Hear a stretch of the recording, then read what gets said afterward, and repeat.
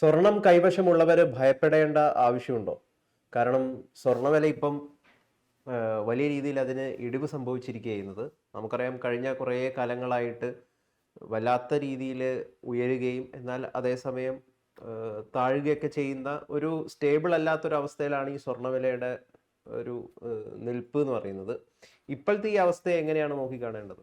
ഇന്നലെ സ്വർണ്ണവില ഒറ്റ ദിവസം കൊണ്ട് 5% ഇടിവ് സംഭവിച്ചതായിട്ടാണ് വാർത്തകൾ സൂചിപ്പിക്കുന്നത്. ഇന്നലത്തെ മാധ്യമ വാർത്തകളിലെ സാമ്പത്തിക സാമ്പത്തിക വാർത്തകൾ കൈകാര്യം ചെയ്ത മാധ്യമങ്ങളിലെ ഈ കഴിഞ്ഞ 1-2 ദിവസമായിട്ട് സ്വർണത്തിന്റെയും വെള്ളിയുടെയും വിലയിൽ വന്ന ഈ വൻ ഇടിവ് വലിയ ചർച്ചാ വിഷയമായിരിക്കുകയാണ്. അതുപോലെ തന്നെ ഗൗതം സൂചിപ്പിച്ച പോലെ കഴിഞ്ഞ കുറച്ച് നാളായിട്ട് സ്വർണത്തിന്റെ വില അമിതമായിട്ട് വർദ്ധിക്കുകയും ചെയ്തിരുന്നു. ചരിത്രത്തിൽ എങ്ങും ഇല്ലാതെ പോലെ സ്വർണ്ണവില കയറി, പെട്ടെന്ന് ഒരു ദിവസം അത് താഴോട്ട് പോയി. ഇന്നലത്തെ വിലയിടിവിനെ പറ്റി പറയുന്നത് ഒരു ടാർഗറ്റ് ഇപ്പൊ ഈ സ്വർണം എക്സ്ചേഞ്ച് ട്രേഡഡ് ഫണ്ടുകളിലെ ഇവിടെ സ്വർണം വാങ്ങിക്കുന്ന ആൾക്കാരുണ്ട്. അപ്പോൾ അവര് കുറച്ച് ലാഭം എടുത്തതായിരിക്കും എന്നാണ് ചില വാർത്തകൾ സൂചിപ്പിക്കുന്നത്. അതായത് സ്വർണത്തിന്റെ ഒരു ടാർഗറ്റ് അവർ ഉദ്ദേശിച്ച വില എത്തിക്കഴിഞ്ഞപ്പോൾ അവർ കുറെ വിറ്റഴിക്കും, ലാഭം എടുക്കും. കാരണം അവര് കുറഞ്ഞ വിലയ്ക്ക് സ്വർണം വാങ്ങിച്ചിട്ട് കൂടിയ വില കൂടി നിൽക്കുമ്പോൾ അത് വിറ്റ് ലാഭം എടുത്ത് വീണ്ടും മാർക്കറ്റിലേക്ക് തിരിച്ചു വരും. അതുകൊണ്ട് സ്വർണ്ണവില അങ്ങനെ വരും ദിവസങ്ങളിൽ ഇപ്പം ഇന്നലെ സംഭവിച്ച പോലെ 5% വെച്ച് ഇടിഞ്ഞിടിഞ്ഞ് പവന് 1 ലക്ഷം രൂപയിൽ താഴേക്കൊന്നും വരുമെന്നൊന്നും പെട്ടെന്ന് പ്രതീക്ഷിക്കേണ്ട എന്നുള്ള രീതിയിലാണ് അന്താരാഷ്ട്ര തലത്തിലുള്ള സാമ്പത്തിക വിദഗ്ധരും അതുപോലെ മാധ്യമങ്ങളും ഒക്കെ എഴുതുന്നത്. പക്ഷെ എന്നിരുന്നാലും ഈ സ്വർണ്ണ വെള്ളി മാർക്കറ്റിലെ വോളട്ടൈലിറ്റി എന്ന് പറയുന്ന അനിശ്ചിതാവസ്ഥ അത് കുറച്ചുകൂടി അത് ബുദ്ധിമുട്ടിലേക്ക് നീങ്ങാനുള്ള ഒരു സാധ്യത കാണുന്നുണ്ട്. അതായത് നമ്മൾ മനസ്സിലാക്കേണ്ട ഒരു കാര്യം, ഈ സ്വർണത്തിന്റെയും വെള്ളിയുടെയും ഒക്കെ വില കൂടിയത് ഉപഭോഗം കൂടിയത് കൊണ്ടൊന്നുമല്ല. വില കൂടിയതിന്റെ കാരണം ലോകത്തിലെ പല രാജ്യങ്ങളിലെയും സെൻട്രൽ ബാങ്കുകൾ സ്വർണത്തിലേക്ക് നിക്ഷേപം മാറ്റുന്നുണ്ട്. ഇപ്പം നമ്മൾ തന്നെ ഉദാഹരണത്തിന് ഇന്ത്യയുടെ എല്ലാ രാജ്യങ്ങൾക്കും ഫോറിൻ എക്സ്ചേഞ്ച് റിസർവ് ഉണ്ട്. ഇന്ത്യയുടെ ഫോറിൻ എക്സ്ചേഞ്ച് റിസർവ് എപ്പോഴും ഒരു 600 ബില്യന്റെ ഒക്കെ മുകളിലായിട്ട് അങ്ങനെ നിൽക്കും. ഇതില് US ഡോളറിലുള്ള നിക്ഷേപങ്ങൾ ഉണ്ടാകും, സ്വർണത്തിലുള്ള നിക്ഷേപം ഉണ്ടാകും, മറ്റു കറൻസികളിലും മറ്റു രീതിയിലുമുള്ള നിക്ഷേപങ്ങൾ ഉണ്ടാകും. അപ്പോൾ കഴിഞ്ഞ കുറേ നാളുകളായിട്ട് നമ്മൾ US ബോണ്ടുകൾ, ട്രഷറി ബോണ്ട് എന്ന് പറയുന്ന അമേരിക്കൻ സർക്കാർ ഇറക്കുന്ന ബോണ്ടുകളിലുള്ള നിക്ഷേപം നമ്മൾ പതുക്കെ കുറച്ചുകൊണ്ട് വരുവാണ്.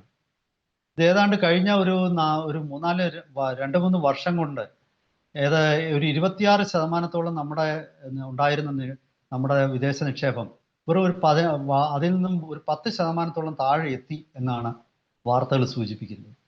അതായത് നമ്മൾ US ട്രഷറി ബോണ്ടിലുള്ള നിക്ഷേപം പതുക്കെ പിൻവലിക്കുക, സ്വർണത്തിലേക്ക് നമ്മൾ മാറ്റി. അതുപോലെ നമ്മുടെ ഗോൾഡ് റിസർവ്സ് നമ്മൾ ലണ്ടനിൽ സ്വർണ്ണ വാൾട്ടുകളിൽ സൂക്ഷിച്ചിരുന്നു.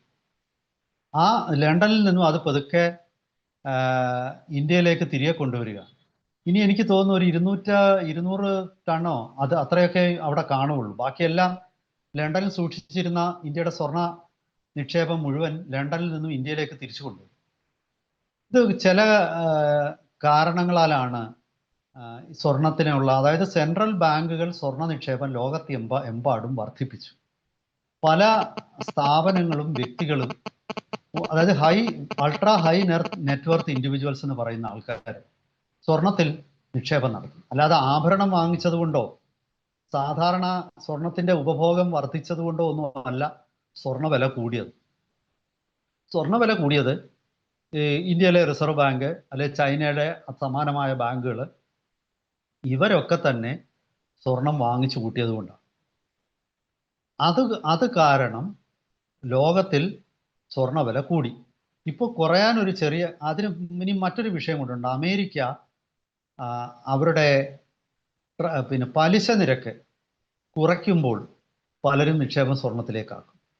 അതായത് ട്രഷറി ബോണ്ടുകൾ ആകർഷകമല്ലാതാകും.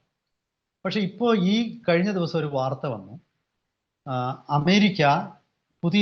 അമേരിക്കയുടെ ഫെഡറൽ റിസർവിന്റെ ബോർഡ് ഓഫ് ചെയർമാൻ സ്ഥാനത്തേക്ക് ഒരു പുതിയ വ്യക്തിയെ നിർദ്ദേശിച്ചു. അദ്ദേഹത്തിന്റെ പേര് കെവിൻ വാർഷ്.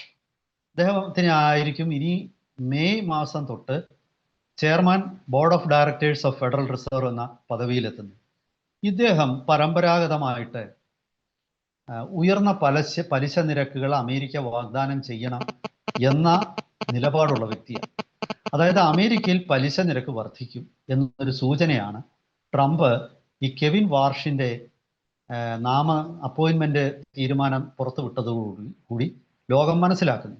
അങ്ങനെയാണെങ്കിൽ ഇനി സ്വർണത്തിൽ നിക്ഷേപിക്കേണ്ട, വേണമെങ്കിൽ നമുക്ക് അമേരിക്കൻ ട്രഷറി ബോണ്ടിൽ നിക്ഷേപിക്കാം എന്ന ഒരു ചിന്ത, ധാരണ നിക്ഷേപക സമൂഹത്തിൽ ഉണ്ടായി എന്നാണ് ചില തരം വിലയിരുത്തലുകൾ സൂചിപ്പിക്കുന്നത്. അപ്പോൾ കെവിൻ വാർഷിന്റെ ഒരു പേര് അനൗൺസ്മെന്റ് ആണ് ഇതിലേക്ക് നയിച്ചതെന്ന് പറയുന്ന ചിലരുണ്ട്. മറ്റു ചിലർ ഞാൻ ആദ്യം പറഞ്ഞതുപോലെ തന്നെ ഇതിൻ്റെ ഒരു വരും ദിവസങ്ങളിൽ അവരിത്രയും നാൾ നിക്ഷേപിച്ചതിന് ലാഭം എടുക്കാനായിട്ട് അവർ കുറച്ച് വിറ്റു. അതാണ് മാർക്കറ്റിൽ പൊതുവെ വില ഇന്നലെ കുറയാനുള്ള കാരണം എന്ന് പറയുന്നത്. പക്ഷെ ഇതൊരു ട്രെൻഡായിട്ട് മാറാനുള്ള സാധ്യത തൽക്കാലം അധികം ഇല്ല എന്നുള്ളതാണ് ധനകാര്യ വിദഗ്ധരൊക്കെ തന്നെ പറയുന്നത്. എല്ലാ ധനകാര്യ മാധ്യമങ്ങളിലും അങ്ങനെ തന്നെയാണ് ആ വാർത്ത പുറത്തു വന്നിട്ടുള്ളത്. ഇത് ഇനി മറ്റൊരു വിഷയം, ഡോളർ എന്ന ഒരു കറൻസി അതിൻ്റെ പ്രാധാന്യം ലോകത്തിൽ കുറഞ്ഞുകൊണ്ടിരിക്കുന്നു. ആ ഒരു സാഹചര്യത്തിൽ തൽക്കാലത്തേക്ക് എല്ലാവർക്കും വിശ്വസിക്കാവുന്ന ഒരു നിക്ഷേപ വസ്തുവായിട്ട്, അതായത് ഒരു ഇൻവെസ്റ്റ്മെന്റ് ഇൻസ്ട്രുമെന്റ് ആയിട്ട് ഈ ഗോൾഡ് തുടരും എന്നുള്ളൊരു സൂചനയാണ് വരുന്നത്. അപ്പൊ അങ്ങനെ ആണെങ്കിൽ ഇപ്പോൾ താൽക്കാലികമായിട്ട് കാണുന്ന ഈ സ്വർണത്തിന്റെ വിലയിടിവ് അധിക നാളത്തേക്കൊന്നും നിലനിൽക്കും എന്ന് നമ്മൾ പേടിക്കേണ്ട കാര്യം. കാരണം ഡോളർ വീണ്ടും പഴയ രീതിയിലേക്ക് ഡോളറിന്റെ ഒരു ആധിപത്യം ഉണ്ടാകുന്ന ഒരു കാലം എന്തായാലും ഈ അടുത്ത കാലത്തൊന്നും ഡോളറിന് ആ ഒരു രീതിയിലുള്ള ഒരു ആധിപത്യം ഉണ്ടാകില്ല എന്നുള്ള സൂചനയാണ് നമുക്ക് കിട്ടുന്നത്. ഒരുപക്ഷെ ചിലർ ചോദിക്കുന്നുണ്ടാവുക, ഇന്ത്യൻ കറൻസി രൂപയുമായിട്ട് നോക്കുമ്പോൾ ഡോളറിന്റെ മൂല്യം ഉയർന്നു തന്നെയാണല്ലോ. രൂപയുടെമായിട്ടുള്ള വിനിമയത്തിൽ ഡോളറിന്റെ വിനിമയം ഉയർന്നു നിൽക്കുകയാണെങ്കിൽ യൂറോ അതുപോലെ മറ്റു കറൻസികൾ ഇതുമായിട്ടുള്ള നിരക്കുകൾ നോക്കുമ്പോൾ ഡോളറിന്റെ മൂല്യം ഈ കഴിഞ്ഞ ഒരു കൊല്ലത്തെ കണക്കെടുത്ത് നോക്കിയാൽ താഴോട്ട് വന്നിട്ടുണ്ട്. അപ്പോൾ സ്വാഭാവികമായിട്ടും നമ്മൾ അങ്ങനത്തെ ഒരു ഭയത്തിന് തൽക്കാലത്തേക്ക് സാധ്യതയില്ല എന്നുള്ളതാണ് എനിക്ക് തോന്നുന്നത്. പിന്നെ സിൽവറിന്റെ കാര്യം നമ്മൾ പറഞ്ഞല്ലോ, നമ്മൾ തന്നെ ഒരിക്കലും ഒരു വീഡിയോ ചെയ്തിരുന്നു.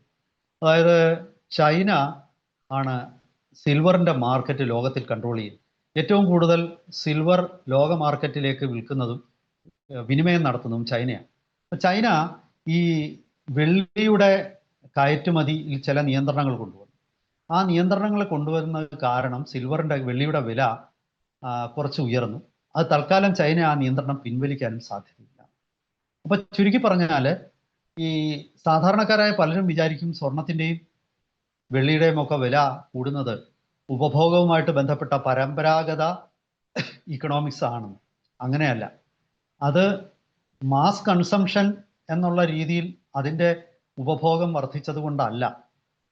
അത് സമ്പദ്ഘടനകളിൽ ഉണ്ടായിട്ടുള്ള അനിശ്ചിതത്വം ലോകത്തിൽ, അതുപോലെ ഡോളറിലുള്ള ഒരു ട്രസ്റ്റ്, വിശ്വാസം നഷ്ടപ്പെട്ട ഒരു സാഹചര്യം, ലോകത്തിലെ സെൻട്രൽ ബാങ്കുകൾ സ്വർണവും വെള്ളിയും വാങ്ങിച്ചു കൂട്ടുന്നതിൻ്റെ ഒരു പരിണത ഫലം, ഇങ്ങനെയൊക്കെയുള്ള വിവിധ കാരണങ്ങളാലാണ് സ്വർണത്തിൻ്റെ വിലയും വെള്ളിയുടെ വിലയും വർദ്ധിച്ചു നിൽക്കുന്നത്.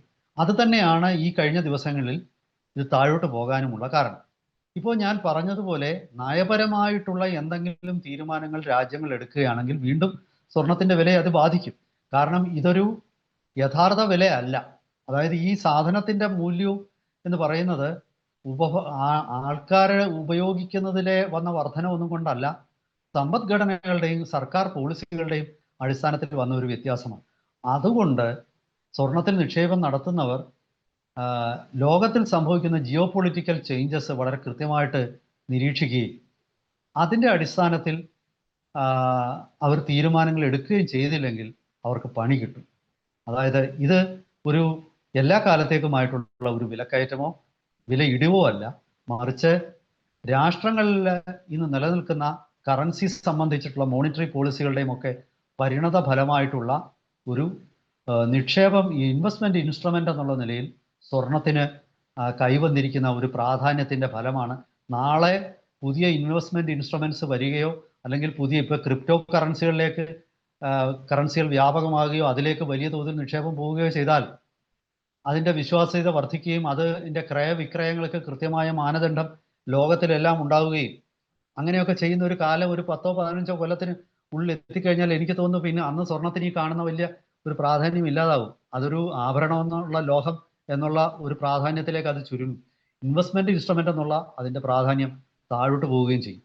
എന്തായാലും ശരി, സ്വർണത്തിൽ നിക്ഷേപം നടത്തുന്നവര് ഞാനീ പറഞ്ഞ ജിയോ പൊളിറ്റിക്കൽ ചേഞ്ചസ് അല്ലെങ്കിൽ ഇൻവെസ്റ്റ്മെന്റ് ഇൻസ്ട്രുമെന്റ്സ് എന്ന് പറയുന്ന നമ്മുടെ പിന്നെ ഒരുപാട് നിക്ഷേപ സാധ്യതകൾ, ഇതിലൊക്കെ വരുന്ന മാറ്റങ്ങൾ കൃത്യമായിട്ട് പഠിച്ചിട്ട് ചെയ്തില്ലെങ്കിൽ കൈ പൊള്ളാനുള്ള സാധ്യത വളരെ കൂടുതലാണെന്നാണ് എനിക്ക് തോന്നുന്നത്.